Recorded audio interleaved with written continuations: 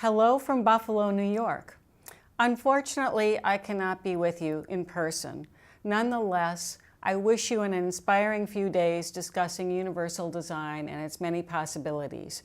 Today, I will explain a bit about the Diversity in Design course offered at the University at Buffalo, State University of New York. Not only is this course taken by architecture and design students, but also by students from all other majors as well. It is part of the general education set of requirements at our university. The Diversity in Design course focuses on the changing nature of our society and examines the rich diversity of cultural experiences and their attendant design issues. Specifically, we concentrate on ways in which our physical and media environments affect various populations, and in turn, the ways that these populations have affected our environments. In this course, we look at 8 important areas of experience and culture: race, ethnicity, gender, class, age, physical ability, cognitive ability, and religion. We closely examine writings, films, products, graphics, electronic media, buildings, and environments by and about diverse individuals and groups. In addition, through lectures, discussions, debates, and projects, our physical and media environments are analyzed in terms of the following: equity, flexibility, simplicity, perception, safety, effort, and context. In other words, universal design. This course takes on what I think is perhaps the single most important aspect of universal design, namely its consideration of the notion of difference and the other as essential to the study and practice of design. The other, in quotes, extends us beyond ourselves into that which we do not know. Attempting to understand the other is something we all do. It is one of our primary asymptotic activities. This drive to see or understand our differences is a subject in many disciplines, particularly philosophy and psychology. Heidegger proposed that the very idea of communication itself, the exchange of words and signs, presupposes a desire to hear or understand the other, and that this notion is a fundamental aspect of being human. The encyclopedist Denis Diderot, in his Letter on the Blind for the Use of Those Who See, introduces us to the idea of the other by taking us on an unusual journey of the visual from the rare perspective of the tactile. Sight, Diderot's blind man concludes, quote, is a kind of touch which extends to distant objects and is not applied to our face. Touch gives an idea only of relief, unquote. Within this relief environment, the blind man experiences sight as a kind of a figure-ground relationship. It is bound in the notion of difference. If the points of the figure are the same height or texture as the ground, they are lost and the figure disappears. This way of presenting the other is a set of comparisons that attempt to move beyond both parties, the blind man and the sighted man, beyond themselves and into a space of greater understanding. The psychoanalyst Jacques Lacan introduced the idea of the other through his mirror stage. He argued that the basic nature of difference emerges at that moment when we recognize our reflection in a mirror for the very first time.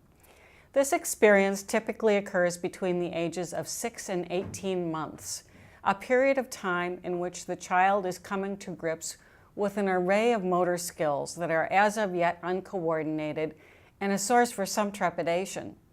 As a sign of the overcoming of the fragmented body and the promise of a unified body yet to be realized, therefore, the experience of the other in the mirror is attended by the anticipation of unity. Certainly, in our contemporary media, there are many examples of the desire to seek difference and to know the other. It is one of the basic themes of many books, films, and television series.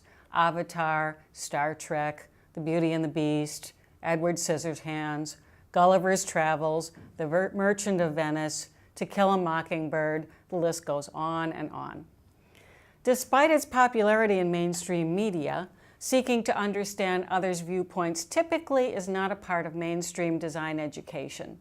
Most instructors agree that to produce relevant design work, particularly as we move into a more globalized environment, students should have knowledge and understanding about cultures other than their own. Yet, at this point, most programs do not give priority to this area. University of Buffalo students are required to take a course in pluralism as a part of their general education curriculum. UB adopts the claim of Carol Geary Schneider, president of the Association of American Colleges and Universities. She says, and I quote, "Diversity requirements signal the Academy's conviction that citizens now need to acquire significant knowledge both of cultures other than their own and of disparate cultures' struggles for recognition and equity in order to be adequately prepared for the world around them," unquote.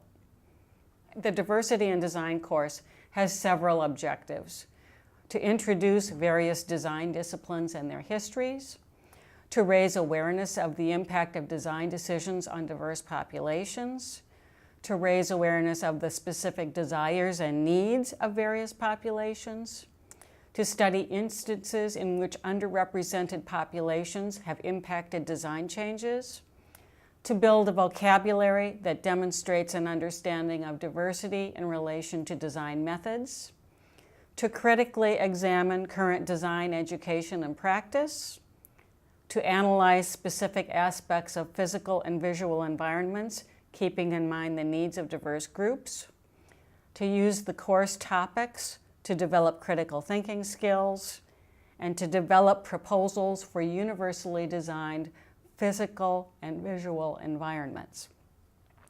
The course has several activities and assignments that help us to extend our understanding of the relationship between design and diversity. For example, we look at several advertisements and take positions on whether or not they promote positive notions of diversity. We compare products, one designed for a continually broadening population and one for a niche population. We analyze architecture from the points of view of those with sensory or mobility challenges.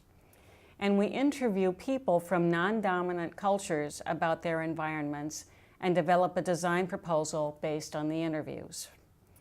As designers, these projects can move us out of our typical processes in which we focus on the consequences that fit into our own agenda. They might assist us in thinking about other outcomes, some which might have significant impact. Certainly, as critical makers of the built environment, we need to examine the possible consequences of our design agendas and the conditions that they foster. How do they impact the other? And who is included in our definition of the other? Although we might not always consider it, our actions as socially conscious designers pose many questions and offer many possibilities. Already, they challenge our conventional concepts of space and open choices for some that change choices for others. They erase traditional boundaries of movement and replace them with oscillating boundaries of information access. They confront current notions of citizen and community by setting up situations in which more diverse populations can participate in the decision-making processes. They recondition criticism by influencing questions about how institutional values are questioned or maintained. They ask what is found and what is lost, who wins and who loses as modes increase, and they open inquiry into notions about habits and changes in our perceptions, senses, and states of being.